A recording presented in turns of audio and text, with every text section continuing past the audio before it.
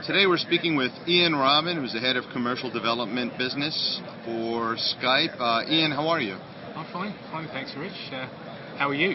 I'm doing great. Thanks for being on the program today. Can you share with us today what your company's up to and what's new?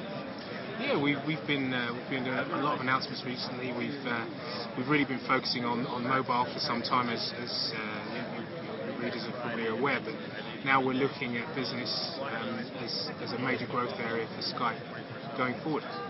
So a lot of our product offering, a lot of what we're doing around development is centered around business customers and actually making Skype a better strategic fit for IT administrators and business owners than perhaps it would have been considered before. And that gets us to Skype for SIP.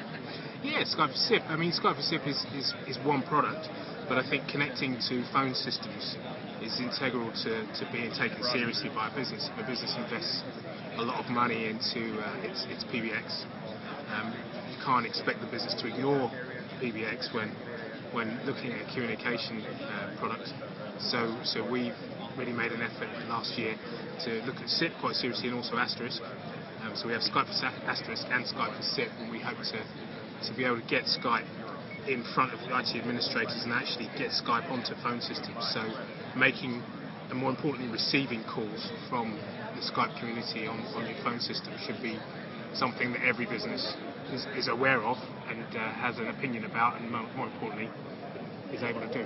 Now, Shoretel was the other company that was announced recently, right? As they were the first Skype to SIP deployment. So congratulations on that.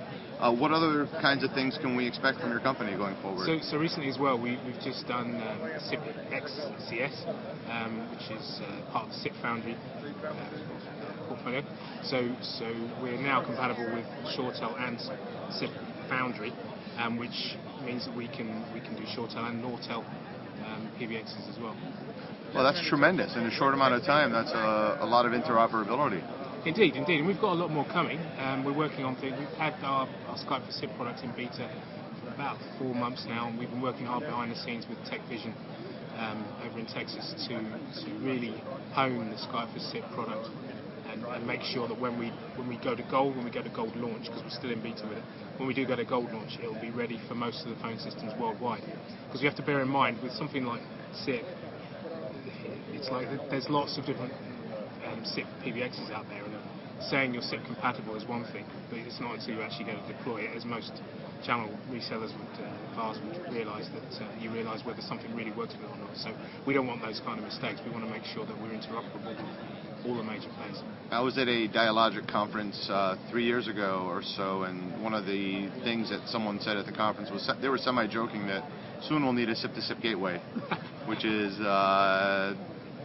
pretty much the case probably today. So it's interesting that everyone's got to deal with SIP interop issues. So sounds like you're progressing nicely. What's next on the roadmap?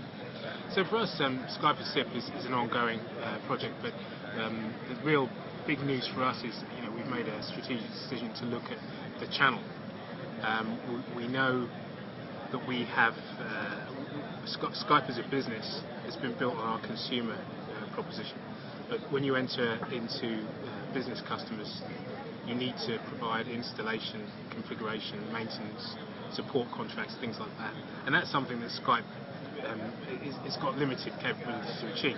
So we want to engage with the VAR and system integrator community and actually bring on board service partners that can add their services to our product offering and really get Skype deployed in as many businesses as possible. So the channel is going to be a big part of what we do going forward. That's excellent news. Thank you so much for being on the program today. No problem.